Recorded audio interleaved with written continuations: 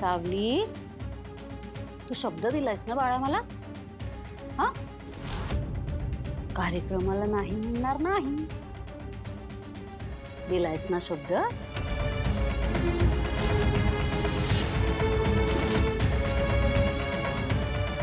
त्यामुळे हीच वेळ आहे ती शब्द पाळण्याची.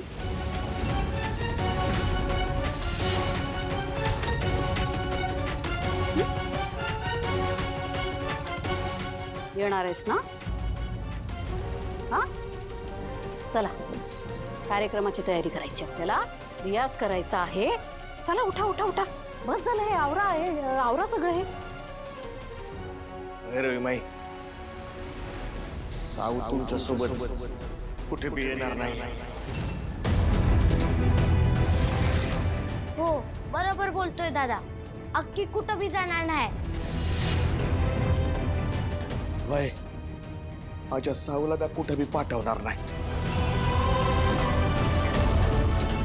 वय, माझी साहू आजच्या दिवशी कुठं बी जाणार नाही.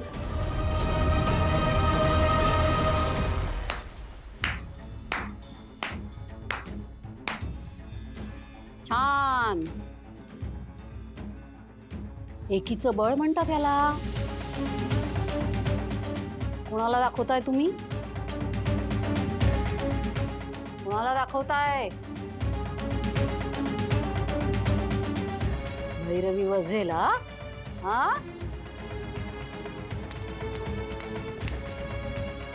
2 मिनिटात. किती? 2 मिनिटात तुमचं हे एकीचं बळ मी कसं मोडून दाखवते बघाच. बघायचंय? बघायचंय का? बघायचंय? मग बघाच.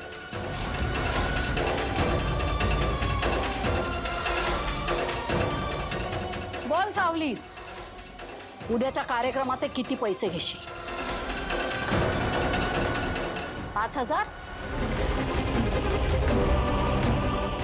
10,000? 20,000? नाही, 20,000 काहीच होणार नाही, भरपूर खर्च केलाय ना. चल, 25,000.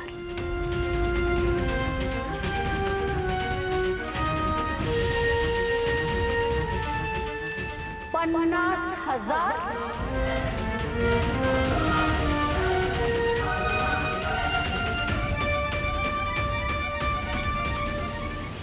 50,000. हे बघा भैरवी माय, माझी साव वल्या हळदीच्या अंगाची आहे, आणि वल्या हळदीच्या अंगाची नवरी कुठं बी जात नसते. तुम्ही 50 द्या, नाहीतर 5 लाख. तिच्या जीवापुढं आम्हाला काय बी नगर. असं? मग मीही बघतेच कशी येत नाही ते. काय बघणार आहात तुम्ही?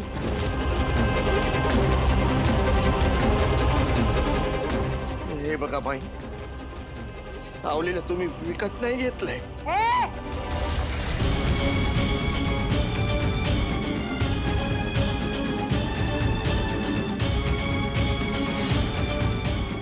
आवाज खाली.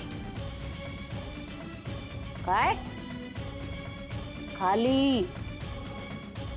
बहिणीच्या कमाईवर जगणारा तू मला अक्कल शिकवतोयस? भैरवी वझेला अक्कल शिकवतोस तू? लायकी आहे का रे तुझी?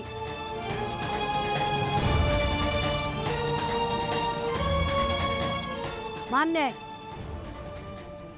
तिला विकत नाही घेतलंय मी, पण तुमचा हा बछडा, याचा जीव कोणी विकत घेऊन दिलाय तुम्हाला? विसरला? माय, मी तुमच्या पाया पडतो.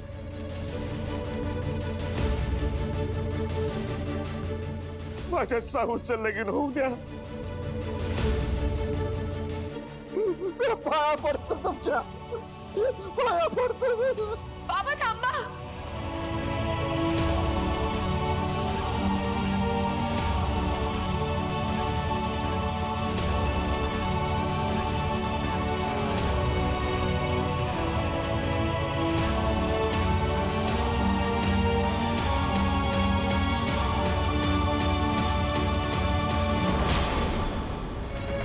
काय गये सावली, याच ठिकाणी याच विठ्ठलाच्या समोर वचन दिलं होतंस ना तू मला? हा, वचन दिलं होतंस ना? स्वतःला मोठी भक्त म्हणवतेस ना विठ्ठलाची? मग आज मला बघायचं तुझ्या भक्तीत किती शक्ती आहे आणि तुझ्या वचनात किती ताकद आहे.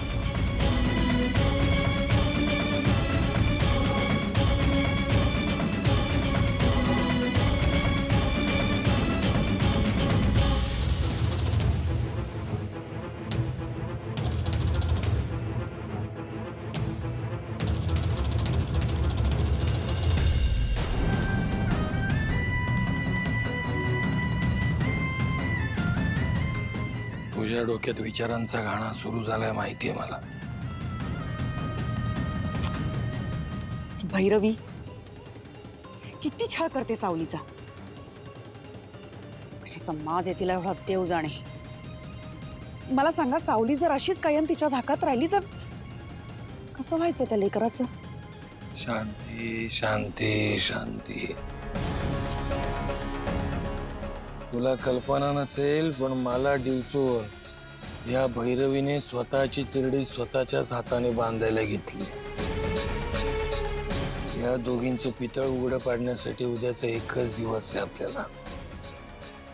एकदा काही सावली त्या मेंदळींच्या घरातली सून झाली की असेही आपले बरेच प्रॉब्लेम सॉल्व्ह होणार आहेत. एकदा का हे झालं की या भैरवीच्या तिरडीचा बांबू मी मोडलाच समज. तुम्हाला वाटतं हा प्लॅन सक्सेसफुल होईल? 1001%.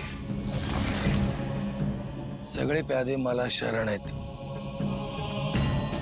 फक्त एक प्याद जे माझ्या विरोधात आहे. अस्मी प्रधान.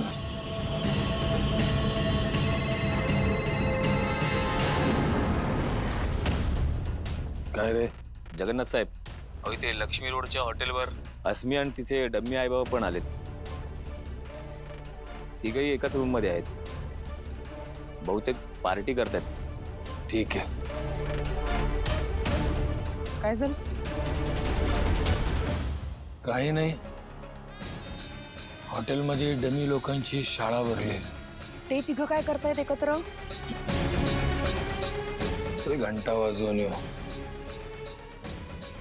बस.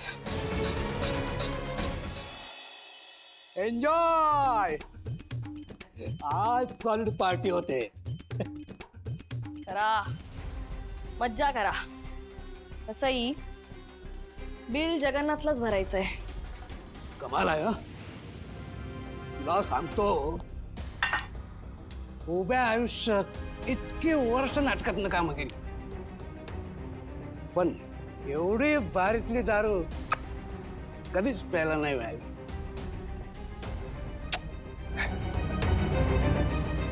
मी सुद्धा AC हॉटेलच्या रूम मध्ये पहिल्यांदाच आली आहे. हे तर काहीच नाही. यापेक्षा अतिशय सुंदर, श्रीमंत आणि सुखाचं आयुष्य तुम्हाला जगायला मिळेल. अगं जरा मुद्द्याचं बोलशील का? बर, मुद्द्याचंच बोलते. उद्या सारंगसोबत माझा डिवॉर्स झाला की ॲलिमनीमधला हिस्सा मी तुम्हाला दे. माझ्यासोबत तुम्ही सुद्धा करोडपती. काय बोलते? खरंच? लाखात नाही, करोडोत बोलतेय मी. काय बोलतोस? एवढे पैसे मिळतील? आता या अस्मी प्रधान आणि पैशाच्या मध्ये कोणीच येऊ शकत नाही. अगदी जगन्नाथ सुद्धा नाही. आठवण काढली.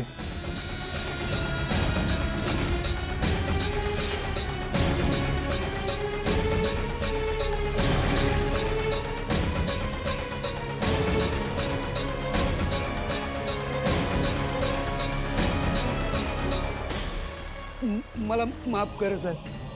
साहेब चुकी झाली साहेब, माफ कर मला.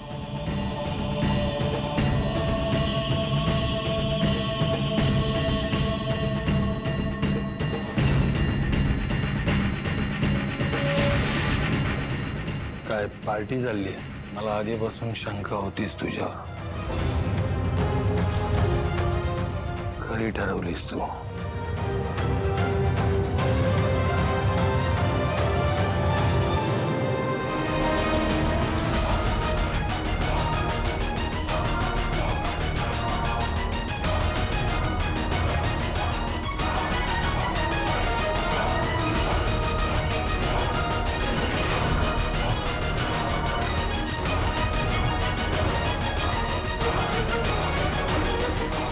उचल आणि पाहिजे तेवढं फिरायला जा.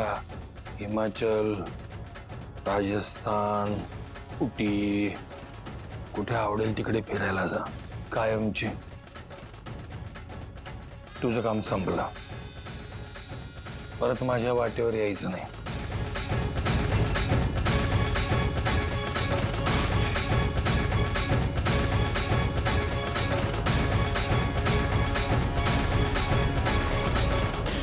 तुम्हाला काय वाटलं तुम्ही दिलेल्या एवढ्याशा पैशाला मी भुलणार आहे? हां, अस्मी, विसरलीस का हे ॲग्रीमेंट? विसरलीस? आमच्या विरोधात गेलीस ना तर तुझं सगळं सत्य उघडकीस येईल. हां, लाखो करोडो काय एकेका रुपयासाठी तरसशील तू. कळलं? आठवत नसेल ना तर बघ हे.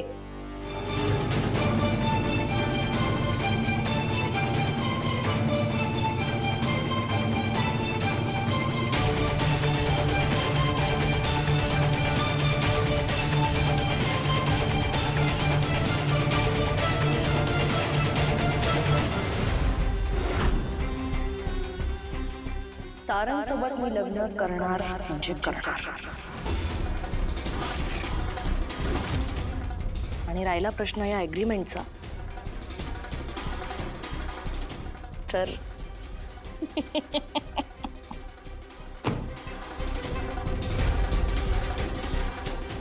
वा, डोळ्यातली भीती,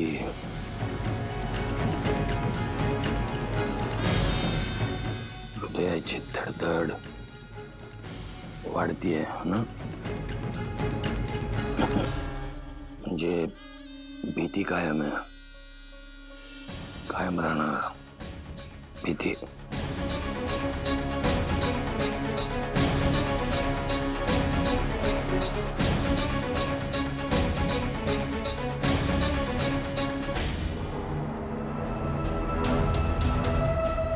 अगं ये बाई, एवढ्या खतरनाक माणसाच्या विरोधात जाण्याची रिस्क घेणं किती अवघड आहे. सगळा विचार केलास ना तू?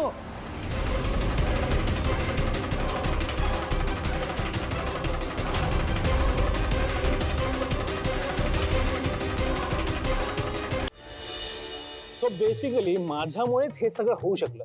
यु नो, हे कार्पेट, हे लाइटिंग, फ्लॉवर्स, हे जो काही चॉईस आहे ना, हा सगळा माझा चॉईस. जर का मी डिसाईड नसतं केलं तर हे काही झालंच नसतं. यु नो, त्यानंतर हे कुठल्या कलरचं असेल, सगळ्याचा कलर आणि सगळ्याचं डिझाईन हे मी डिसाईड केलं. सोहम, अरे कामं राहिली ते ना, काय घेऊन बसलास तू? कामं होतील ना, करतो. सोहम, पहिले आत्ताच्या आत्ता उठ हा तू.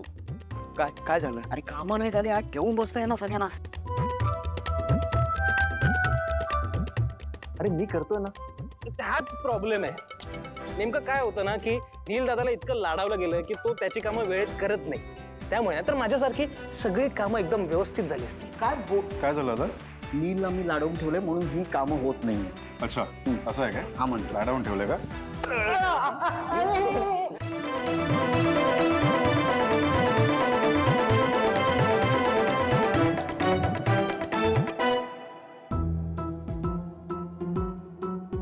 तू तर थांबूच नको. जा काम कर, काम कर. काम कर प्लीज.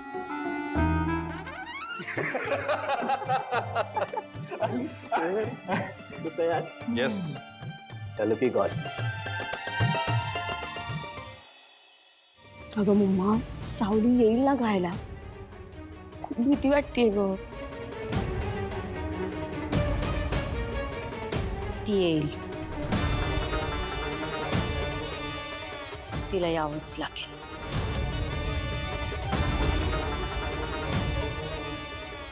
Hello, welcome. हाय. तुम्ही सांगितल्याप्रमाणे सगळी तयारी झाली. Thank you so much. By the way, छान दिसतेस. Thank you so much. या ना बसा. मी आलेच. हो.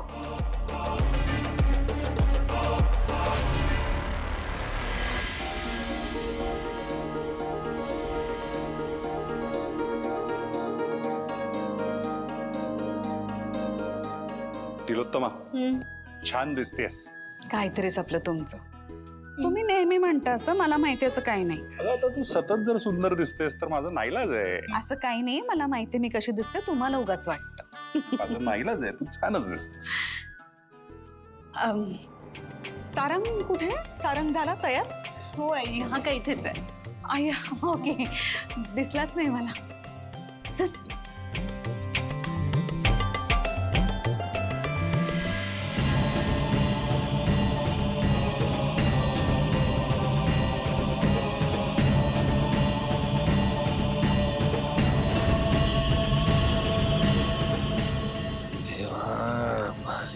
लक्ष ठेवा. आसमीचं सत्य तर आपल्याला समजलंय, पण भैरवी आणि तारा यांचं सत्य पुराव्यानिशी सिद्ध करायची संधी आपण सोडायची नाही. काळजी नको करू, तयारी झाली आहे.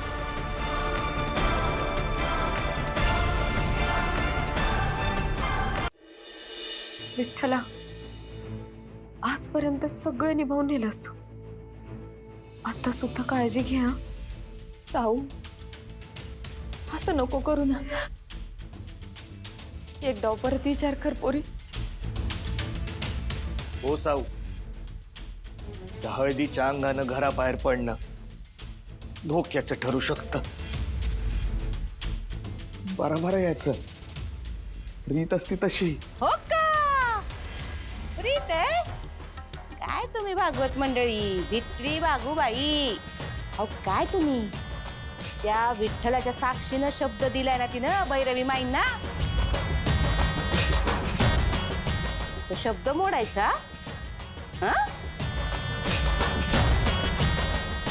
तो विठ्ठल आहे ना, तो घेईल की तिची काळजी, करेल की तिचं रक्षण. हा,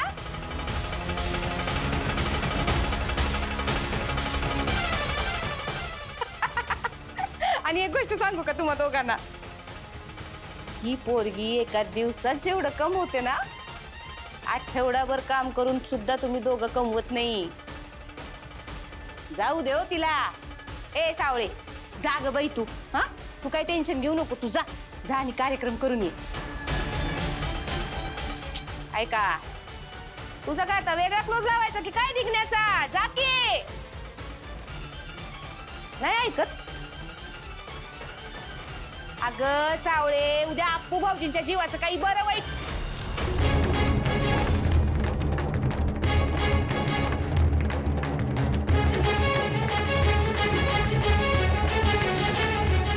अप्पू भाऊजींच्या बाबतीत काही बोलायचं नाही.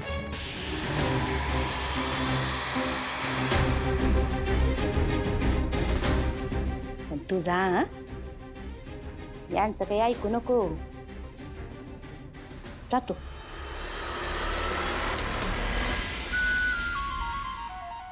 अक्की, नको नका जाऊ, भीती वाटतीये. आपला विठ्ठल आहे की आपल्या पाठीशी, मग मला काय बी होणार नाही. मी अशी जाते आणि अशी येते बघ.